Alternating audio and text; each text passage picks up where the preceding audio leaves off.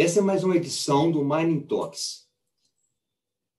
O Mining Talks ele tem 3 versões. O Mining Talks Biblioteca, o Mining Talks Entrevista e o Mining Talks Debate. E muitas vezes nós misturamos esses modelos dependendo do convidado, dependendo do assunto. Hoje, nós temos um prazer de trazer uma pessoa muito conhecida, muito querida, que é o professor Beck Nader. Quem trabalha na mineração certamente convive com ele e conhece o seu trabalho e a sua atividade. Bom dia, Beck. Bom dia, William. Prazer estar aqui com você. Como é que estão as coisas aí no meio do Covid, aí, quarentena e outras coisas? Estamos procurando tomar bastante cuidado, né, William? Infelizmente, é uma grande tragédia no nosso país, né? Estamos ansiosos aí para que isso acabe logo, que a vacinação avance, né? Agora, de qualquer maneira, a mineração não tendo paralisado, como aconteceu, por exemplo, no Peru, que paralisou tudo por mais de uma vez, 2 vezes pelo menos, parte da economia, junto com a agricultura, manteve, a atividade produtiva, manteve as exportações, a mineração certamente contribuiu muito com isso. Os números de 2020 são muito bons, tanto para a agricultura quanto para a mineração. Eu acho que nesse menos aspecto... mal. Pois não, William. Menos mal, porque se tivesse paralisado tudo, aí que o caos seria perfeito, Muito bom, Beck.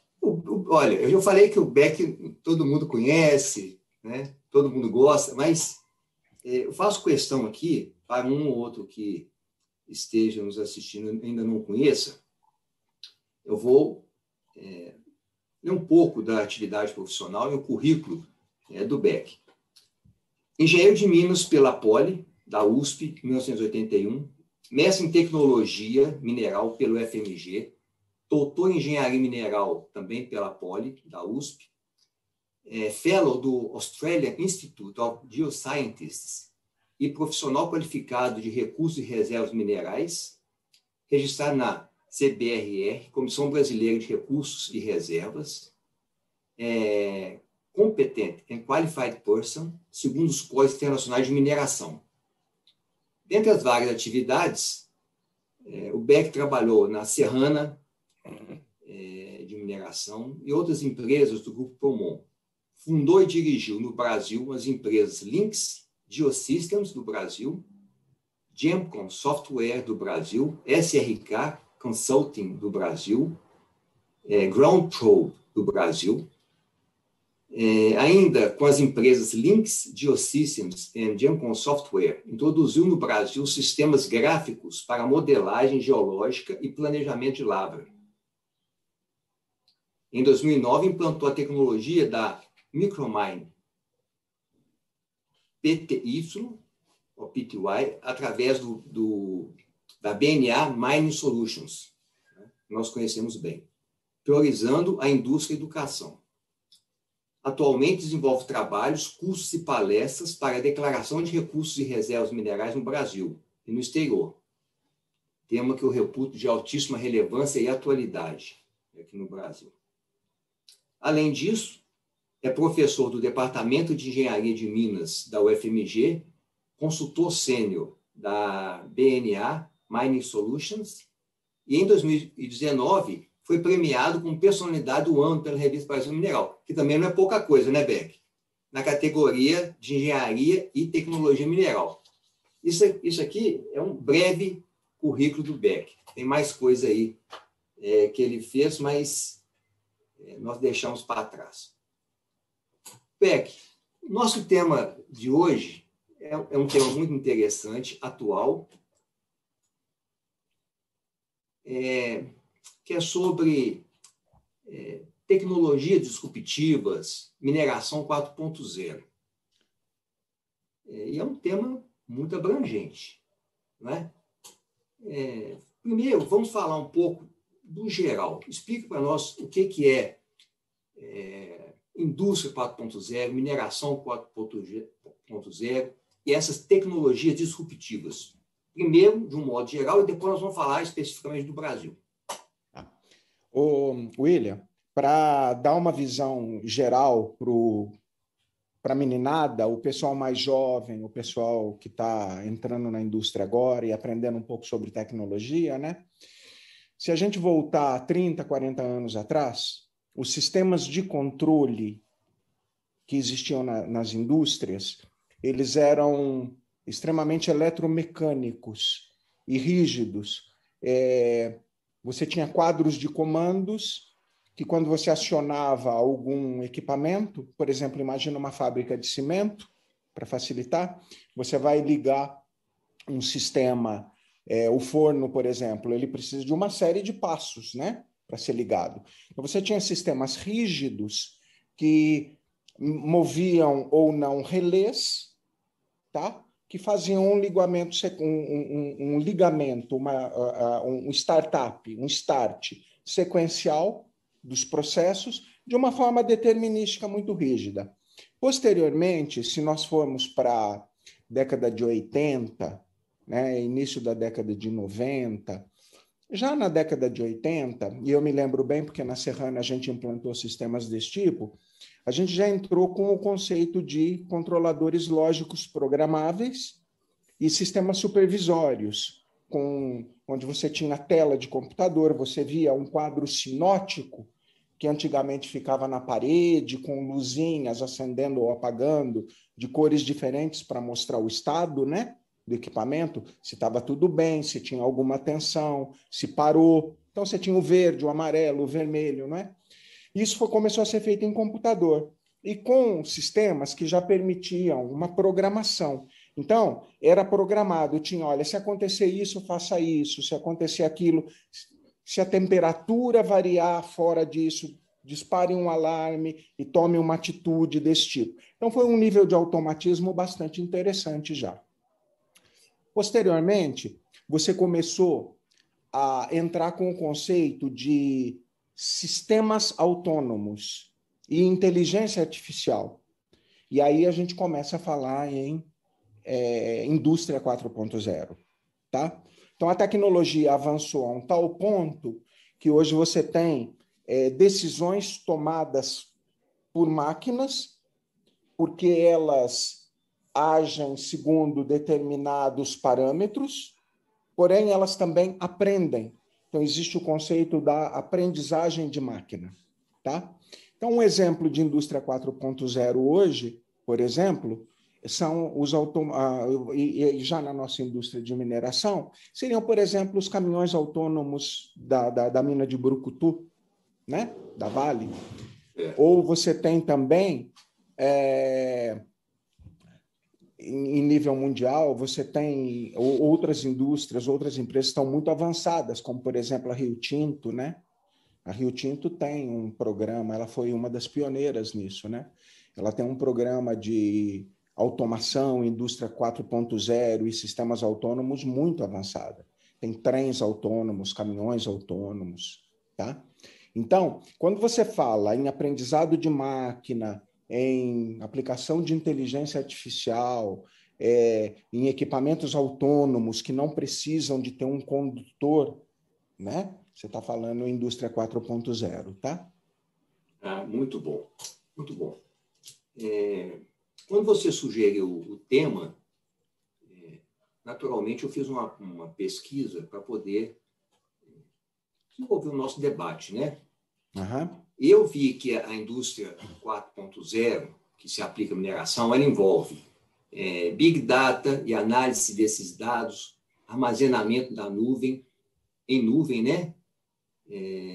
Que aí envolve, por exemplo, velocidade e estabilidade de internet, segurança cibernética, integração de sistemas, realidade aumentada, né?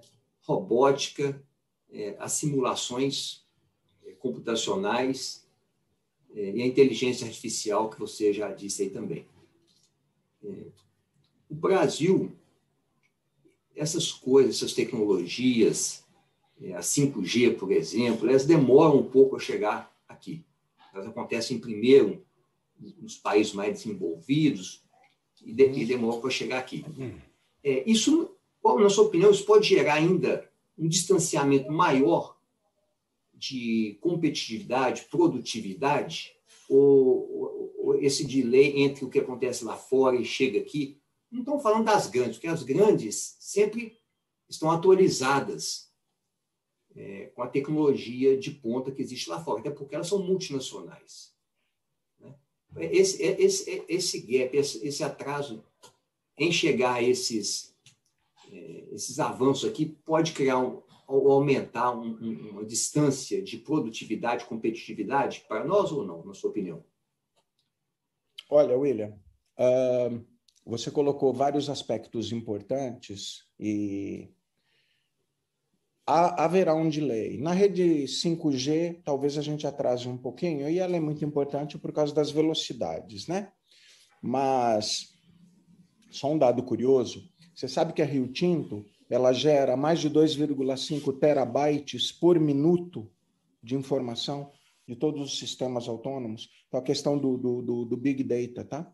Eu, na disciplina que eu ministro na UFMG, um dos trabalhos que as turmas sempre fazem para mim é IoT, Internet das Coisas na mineração e mineração 4.0.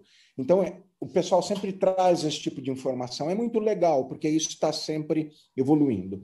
As grandes, elas, de uma forma ou de outra, elas sempre estão com a tecnologia em nível internacional. Talvez a gente tenha algum delay, mas eu não acredito que seja tão grande assim na questão da infraestrutura de comunicação. Tá? Mas se você pensar, a infraestrutura de comunicação hoje já permite termos caminhões autônomos, como já temos em Brucutu. Agora, tem um outro aspecto que eu acho que é fundamental, que a gente não pode esquecer também, que a pequena e média mineração no Brasil, ela ainda precisa vir para um nível anterior à mineração 4.0. Nós temos problemas sociais, nós temos problemas de colocação de mão de obra, nós temos problemas de desenvolvimento socioambiental e governança, né? Nós temos os problemas da ESG, como o jargão que se usa hoje, né? E então eu acho que a gente tem um trabalho de base muito grande a fazer, tá? A própria indústria de mineração ficou muito marcada pelas tragédias que ocorreram na Samarco e em Brumadinho, e uma imagem muito afetada. E se você analisar bem, está existindo um esforço muito grande das empresas e da comunidade técnico-científica do nosso setor de mineração para mudar isso através da aplicação de tecnologia e de uma postura socioambiental responsável, tá? Então, eu diria para você que eu considero esse gap potencial subsidiário a essas outras iniciativas mais preementes para a nossa indústria, tá? Visto que aquelas que compõem a grande parte do nosso produto mineral nacional não vão ficar defasadas em nível que comprometa a nossa competitividade. Muito interessante. Beck, foi bom você ter tocado nesse assunto, porque sempre, quando eu faço esses Mining Talks, quando eu faço o Mining Talk Biblioteca, ele é exclusivo sobre livros. Por quê? Nós criamos aqui no Brasil a maior biblioteca de direito à mineração do Brasil, física, aquele livro que você pega, uns até com cheirinho de mofo, de tão velho, tá certo? Do Brasil, sem dúvida, uma das maiores do mundo, se não for a maior do mundo. Por quê? A nossa biblioteca física de direito da mineração, com mais de 400 volumes, é maior do que a biblioteca física da Universidade de Dundee, que é o centro de estudos de direito da mineração no mundo. A biblioteca digital deles é enorme, estou falando de biblioteca física. E, como eu disse que nossos modelos não são fechados, hoje eu já havia separado aqui um livro, ver se eu mostro para vocês, um dos da biblioteca, Transnational Law and Local Struggles, ou seja, leis globais mas as disputas, as brigas locais. E aí entra na nossa segunda parte aqui. Ou seja, com toda a tecnologia, a mineração e outras atividades, a agricultura também, ainda terá que lidar com uma questão que não é ciência exata, que é relação com comunidades, relação com vizinhos, relação com comunidades indígenas, First Nations, que isso a tecnologia não resolve, porque isso é coisa humana, né? Então, esse livro aqui é muito interessante e eu recomendo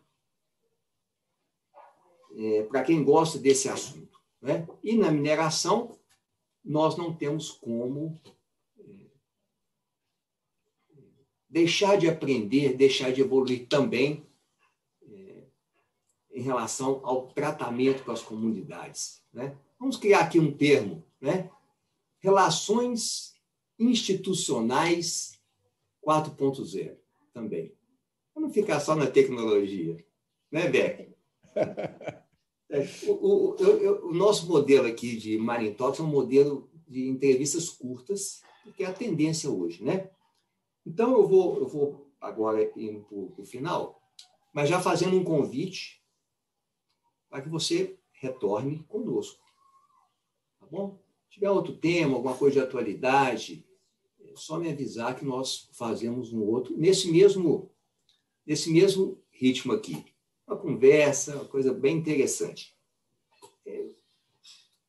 Suas palavras finais, acrescente aí o que você queira em relação ao que nós discutimos hoje, por favor. Bom, em primeiro lugar, eu não poderia deixar de parabenizá-lo, William, pelo trabalho maravilhoso que você tem feito nessa questão toda de contextualização do nosso ambiente normativo, à luz da legislação, à luz das dificuldades, os struggles que esse livro coloca, e a sua obra literária, técnico-literária, tem sido assim extremamente vasta, e agradeço por você ter me brindado com alguns dos seus livros, né? Então, eu acho que o seu trabalho também é fundamental e justamente em cima disso. Porque a gente não pode esquecer que, em última instância, nós estamos lidando com a vida humana, com a pessoa humana, com a sociedade, com a humanidade. Então, quando você fala dos conflitos, por quê? Uma das coisas que diferencia a indústria de mineração da indústria de manufatura é que a gente não escolhe aonde o corpo mineralizado está. Então, é sempre aquele raciocínio e o trade-off, a comparação e a decisão entre o que é mais interessante para a sociedade, explotar esse bem mineral em função dos vários benefícios ou preservar essa área, essa comunidade. Então, esse é um ponto de decisão que tem que ser tomado. E a gente precisa de uma normatização e a gente precisa de uma clareza da jurisprudência, né, para que dê estabilidade e confiança aos vários stakeholders, aos vários partícipes da decisão.